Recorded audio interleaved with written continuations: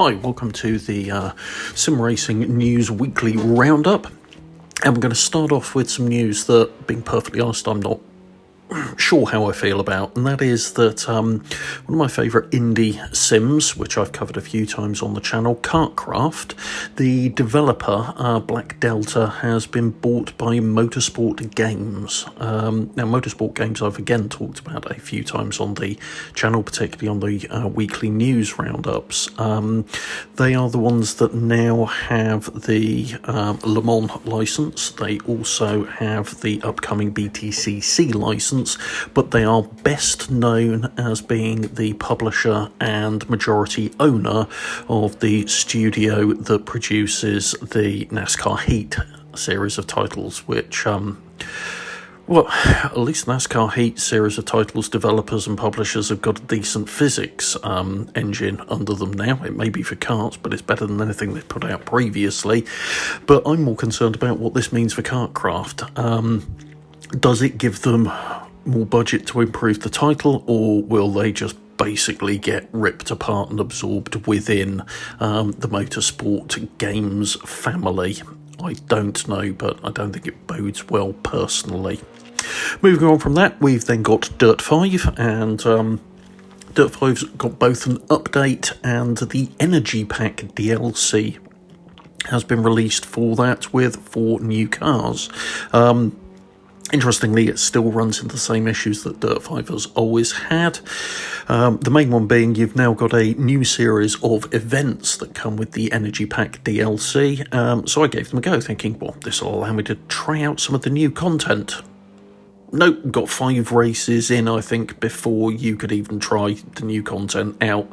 It's still got the same issues around that. And also, even more interestingly, considering this is the kind of throw the car around sideways in a Mad Arcade styley Dirt title, found that my USB handbrake doesn't map in it. It just sits there going, yes, I've recognised the device, but I'm not going to allow you to map it, which basically sucks because it's the first title I've come across, and certainly the first rally title that doesn't allow me to map it.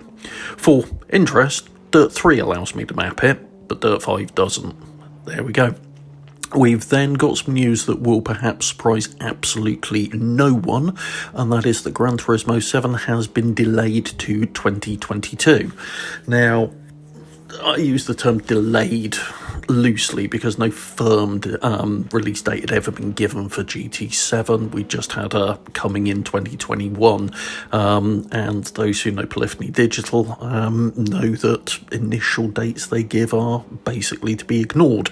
So it doesn't surprise me that it's coming later. Some of it is down to the pandemic, and that doesn't surprise me. I think it's going to hit a lot of titles because it will make scanning tracks and scanning vehicles impossible until we come out of this. But there we go. I can put off delaying a PS5 until 2022, basically, which is absolutely fine by me. On GT Sport related news, there was an update released for that. It mainly focused around changes coming to the upcoming FIA GT Sport series of events, and also around toning down the penalty system and tidying that up, which was massively needed, in all honesty. Moving on then to Assetto Corsa Competizione, we've got another hotfix dropped this week, so that's now at version 1.7.4, which is an interesting one. It's not any major changes going on there, in all honesty. It's just tweaking and improving things as you would expect. It happens with ACC after pretty much any major content drop. There tends then to be the round of hotfixes that come out after it. Moving on to Project Cars 3 and the next DLC content, so some of it has been confirmed. So we're going to get 3 cars for this, and it looks like it's going to be a Silvia S15, a Nissan 370Z, and a Toyota AE86.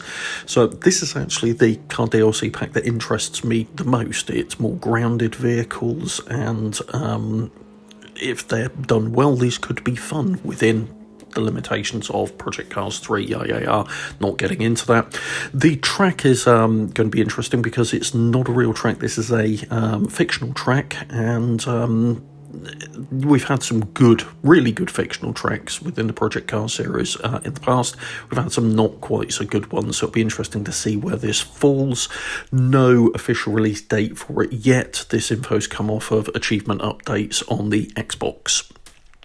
And then finally, RaceRoom has dropped an update which has done a lot of tweaking onto it, and on top of that, a new car pack has dropped, the 2020 Wtcr Pack, which I'm going to be putting a separate video together on because I've given it a go and it's great fun.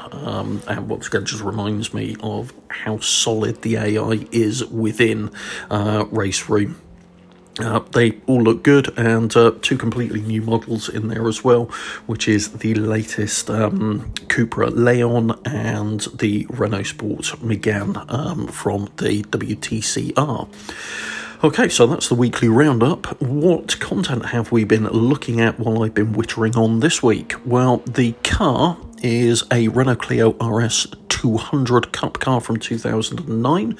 It's a pretty solid model. No working wipers on it, unfortunately, but it's good fun to drive.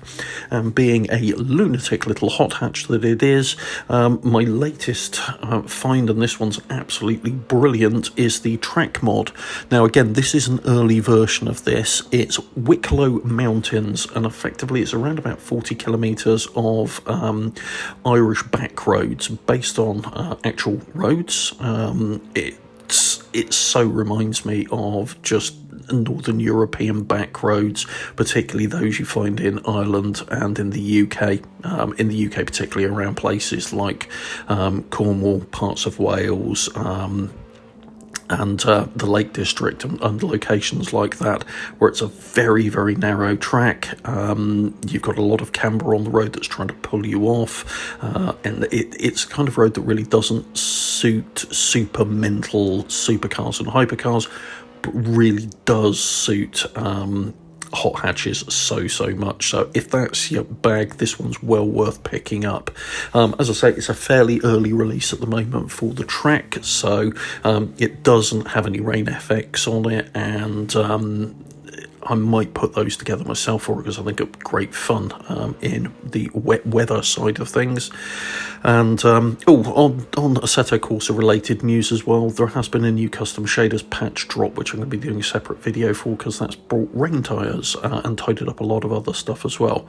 But one final thing about the Wicklow track, because of the 600 meg limit on downloads on Race Department where it's hosted, you do have to download it in two parts, and as a result, Content Manager doesn't play well with drag and drop on it. So I installed this manually, but it's not a difficult one to install manually, and the end result is more than worth it if you want to try out some proper back roads and B roads where they're almost single track.